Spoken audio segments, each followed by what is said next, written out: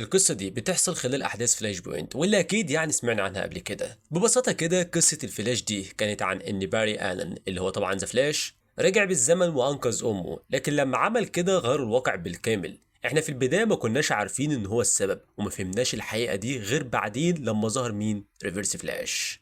التغيير ده بقى قلب الدنيا كلها وكل حاجة بقت مقلوبة، وقصة باتمان دي جزء كبير جدا من الأحداث دي، وعلشان كده هتشوفوا لحظات باتمان بيتكلم فيها عن إنه يقدر يغير التاريخ أو يرجع الأمور لطبيعتها.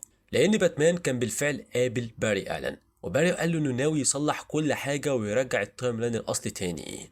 القصة ببساطة بتبدأ من هنا، بتبدأ بباتمان وهو قاعد بيتكلم مع دكتور نفسي. ودي نقطة مهمة جدا، باتمان هنا عنده كازينو وشبكة قمار كاملة باسم مين؟ وين. وده ممكن يخليك تستغرب شوية، يعني ازاي باتمان يبقى مشغل كازينو وقصص زي دي؟ بس متلوش يعني كل ده طبعا هيبقى ليه معنى في النهاية، ومش هسيبكم برضه متعلقين كده. المهم بقى ما تنساش سبسكرايب شير كومنت راجع عشان خاطر ده كله بيساعدني ويدعمني، ويلا بينا نكمل مع بعض. باتمان هنا راجل كبير في السن، مرهق وشكله عامل زي نسخة عجوز من باتمان في باتمان بيوند، وهو بيشرح ان سبب مقابلته للدكتور النفسي اصلا هو انه محتاج يثبت انه سليم نفسيا وقابل التأمين والكلام ده كله.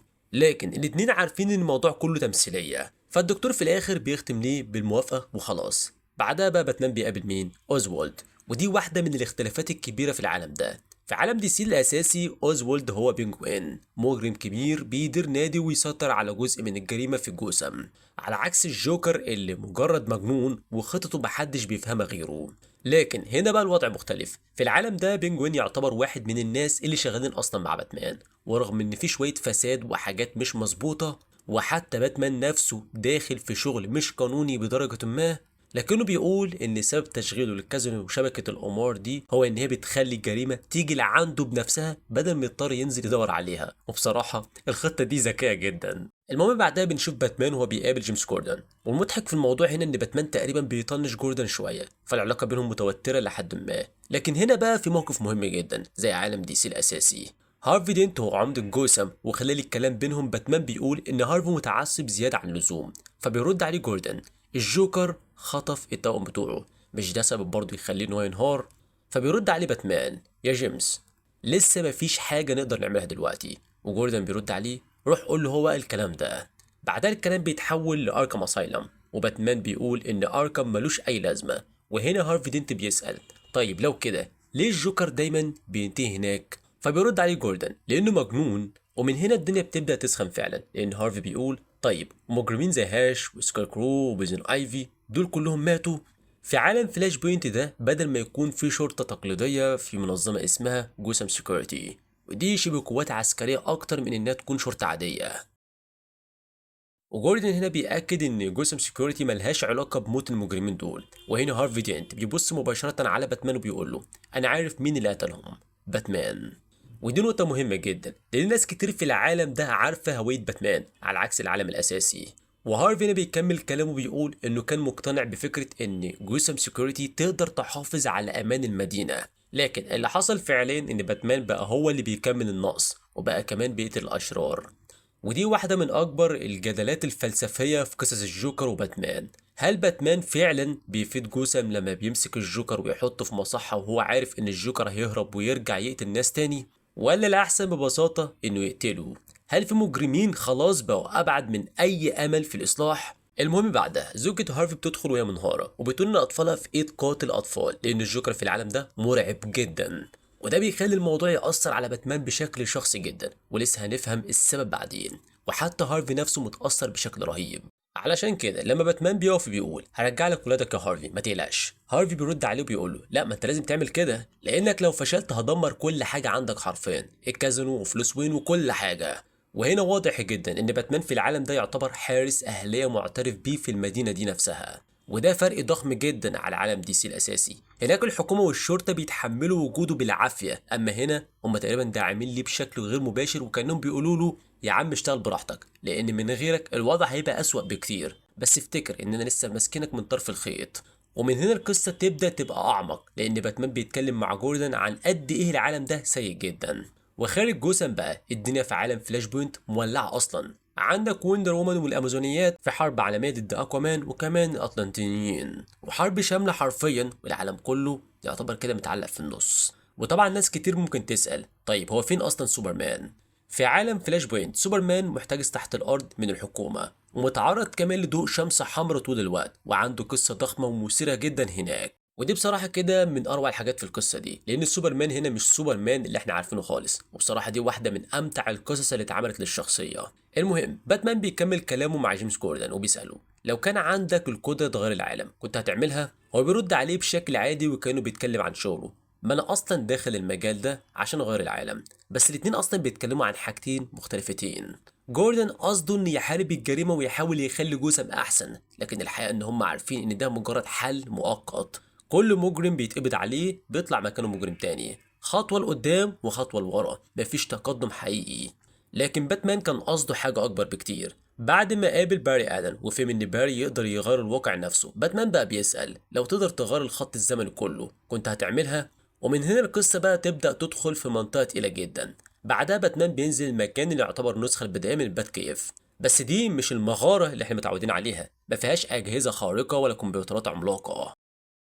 المكان هنا شكله بسيط جدا، كام شاشة وجهاز كمبيوتر ودولاب ملفات وخلاص، مش المغارة الأسطورية المعتادة في عالم دي سي الأساسي. وبعدها بقى باتمان بيسأل جوردن عن أي معلومات تخص الجوكر، لكن جوردن بيقول له إن مفيش أي حاجة مؤكدة، مجرد كلام مدمنين ومشردين بيهبدوا عن إن الشيطان طلع من تحت الأرض وخطف ناس ونزل بهم الجحيم. جوردن شايفه هاري، لكن باتمان بيحس إن في جزء حقيقي من الكلام ده بس متغطي بالهلاوس والمخدرات. ولما ينزل مجاري جثم تحت الأرض بيبدأ يلاقي أجزاء بشرية وجثث وناس محبوسة في مخبأ تحت الأرض بتصرخ وبتطلب النجدة. والمرعب إن الناس دي كانت لسه عايشة، لكن أجزاء من جسمهم متقطعة، تشوف رجل ناقصة، إيد ناقصة، وكأنهم بيتحولوا لأكل بالتدريج. وهنا بقى بنكتشف إن المسؤول عن كل ده هو كيلر كروك. وفي عالم فلاش بوينت كيلر كروك مرعب بشكل أظلم بكتير من النسخة العادية اللي احنا عارفينها. في القصص الطبيعية أحيانا بيلمحوا إن بياكل ناس، لكن هنا حرفيا كان بيحتفظ بالبشر أحياء وبيقطع أجزاء منهم علشان خاطر ياكلها.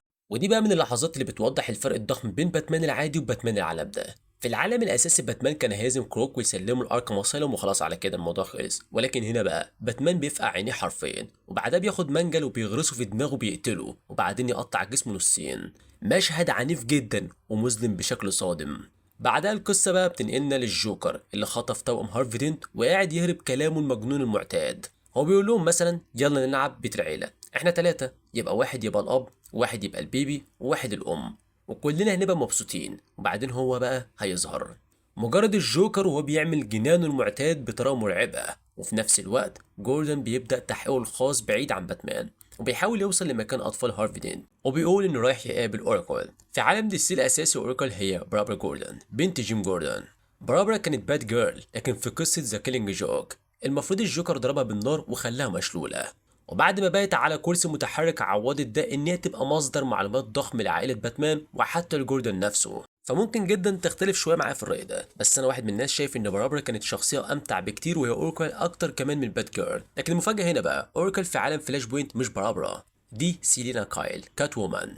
والقصة دي أصلها اتشرح بعدين في أحداث سيتي أوف بين خلال فترة الكاتب توم كينج على سلسلة باتمان، والسبب إن جيم جوردن في العالم ده أصلا ما خلفش بنت تسمى باربرا. فبدل هنا باربرا كانت سيلينا كايل موجودة بنفس أصل قصتها تقريبا، يعني وهي صغيرة كانت حرامية محترفة جدا شبه معجزة في السرقة واقتحام البيوت، لكن باتمان اكتشفها وضمها ليه، وفي النهاية حولها نسخة من روبن، يعني بقت شريكته فعلا. ودي حاجة شبه اللي حصلت مع ديك جريسون زمان في قصص باتمان القديمة في الأربعينات، لأن وجود روبن كان بيخفف شوية من ظلام باتمان. وباتمان العالم ده كان عنيف جدا وما عندوش أي مشكلة يقتل المجرمين، لكن سيلين هنا كانت نوعا ما الجانب الأهدى في حياته. لكن زي ما حصل في ذا كيلينج جوك لما الجوكر ضرب باربرا بالنار، هنا برضه سيلينا كمان اتضربت بالنار. الفرق ان باربرا اتشلت من وسطها لتحت، لكن سيلينا هنا مشلوله بالكامل، مش قادره تحرك دراعاتها ولا رجليها ولا اي جزء من جسمها من الرقبه لتحت. وعلشان كده هي بقت هنا المساعده في العالم ده، مصدر المعلومات والعين اللي شايفه كل حاجه. ودي كمان بتفسر ليه نسخة باتمان من فلاش بوينت ظهرت في قصة سيتي اوف فين وكانت مصممة تنهي علاقة بروس وين وكات وومان، لأنه في العالم بتاعه أي علاقة بين باتمان وسيلينا نهايتها يا إما الموت أو مصير أسوأ من الموت. والمشهد هنا حزين جدا لان سيلينا بتتكلم عن الجوكر وبتقول انه دايما بيستهدف الاطفال، وسيلينا نفسها كانت واحده من ضحاياه، ومن اول مواجهه بينها وبينه وهي بقت بالشكل ده. وبصراحة لحظة سوداوية جدا. بعدها سيلينا بتقول إن في عربية توصيل بيتزا متسابقة عند بلد بريستول، والعربية عليها مخالفات كتير لكن صاحبها اختفى، والمطعم أصلا مبلغش عن السرقة بتاعتها لأن العربيات عندهم رخيصة ومستعملة وأسهل ليهم يعتبروها خسارة بدل وجع الدماغ الورقي. لكن ده بيدي جيمس جوردن خيط مهم لأن اختفاء السواق مطابق تقريبا لطريقة الجوكر المعتادة.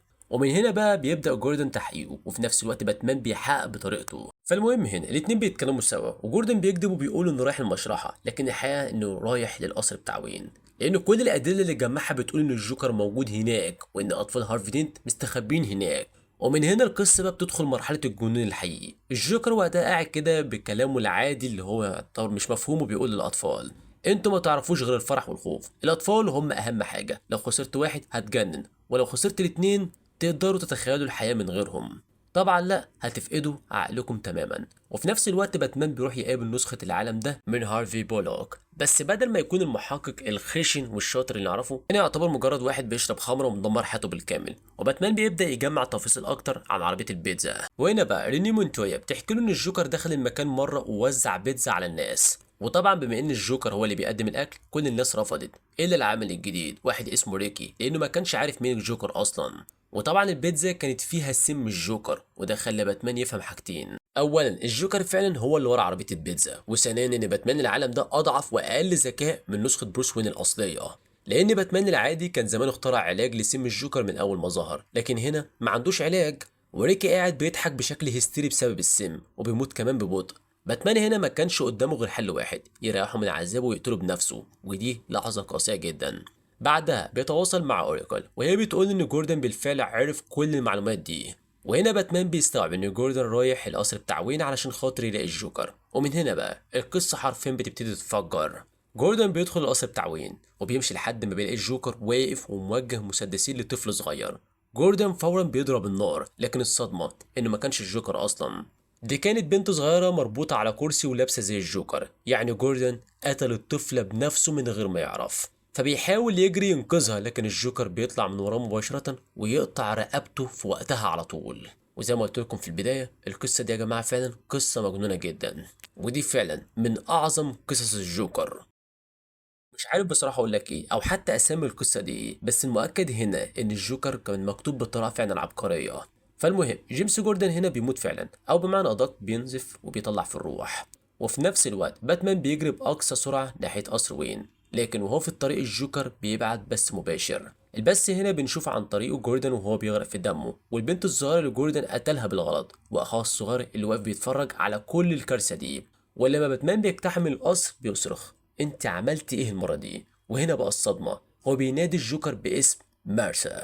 لا هنا بقى مش مارسا بتاع باتمان ضد سوبرمان، هنا بقى مارسا في الكوميكس بقى حاجة تانية مختلفة خالص. وايوه الجوكر هنا مارسا، وده لان العالم ده مختلف تماما. في عالم هنا فلاش بوينت هو اللي مات بدل والده، يعني هنا بدل العادي يعني ما بنشوف كده ان ابو بروس وين هو اللي بيموت دايما في العالم الاساسي، لا هنا بقى ابنه اللي مات. ودي اعظم حبكة في القصة كلها. اللي حصل هنا ان جود شيل حاول يسرق عيلة وين كالمعتاد، لكن هنا توماس وين حاول انه يقف قدامه، وخلال الخناقة الرصاصة جت في بروس ومات، وده دمر العيلة بالكامل. توماس وين بقى مليان غضب ورغبة في الانتقام، ولكن بقى مارسا وين على الجانب التاني انهارت نفسيا تماما. العلاج النفسي ما جابش اي نتيجة، وكانت شبه فاقدة للإحساس، قاعدة ساكتة ومش قادرة تستوعب اللي حصل. لكن بعدها توماس قرر ياخد حق ابنه بنفسه، جاب مكان جود شيل وراح يقتله. في البداية كان ناوي يقتله بحقنة، لكن في النهاية ضربه ضرب لحد حرفيا ما خلص عليه. ودي كانت أول مرة توماس وين يقتل فيها حد، وأول خطوة في طريقه ليصبح باتمان. ولما رجع هنا للقصر بتاع وين وقال لمارسا: خلاص أنا خلصت عليه. مارسا لفت وبصت له وقالت: دلوقتي فهمت، دلوقتي بقيت أقدر أبتسم. ومن اللحظة دي بقى مارسا فقدت عقلها تماما وبقت الجوكر. يعني الجوكر في عالم فلاش بوينت مش شخص غريب، الجوكر هي أم بروس وين نفسه. توماس حاول يحجزها ويعالجها لكنها كانت بتهرب كل مرة، وجنونها كله كان طالع من صدمة موت ابنها، وعشان كده كانت مهووسة بالأطفال وبتستهدفهم دايما. ودي نقطة مختلفة جدا عن الجوكر العادي اللي بيقتل أي حد لمجرد الفوضى واللعب النفسي مع باتمان. اما مارسا وين فكانت بتعيش نفس الصدمه مره ورا مره، وفي المواجهه الاخيره بينها وبين توماس بيبدا يحاول يرجعها لطبيعتها شويه. كانت بتتكلم عن الماضي وبتقول علشان الايام القديمه، وده معناه ان هي لسه ما قضتش وقت طويل كجوكر مقارنه طبعا بنسخه العالم الاساسي. بعدها بقى توماس وين بيقول لها ماذا لو قلت لك ان الامور كانت ممكن تبقى مختلفه؟ ماذا لو اللي ماتوا في كرايم الي كانوا احنا، وان بروس وين هو اللي فضل عايش؟ وبيسألها مش كنت هتقبلي تموتي علشان خاطر ابنك؟ وهنا بقى مارسا بتهدى اللحظة وبترد عليه اوعدني لو تقدر تغير كل حاجة اعملها، رجع الأمور لطبيعتها. واللحظة هنا توماس بينجح فعلا يرجعها شبه طبيعية، فتسأله طيب احكي لي عن بروس لما احنا نموت بيعمل ايه؟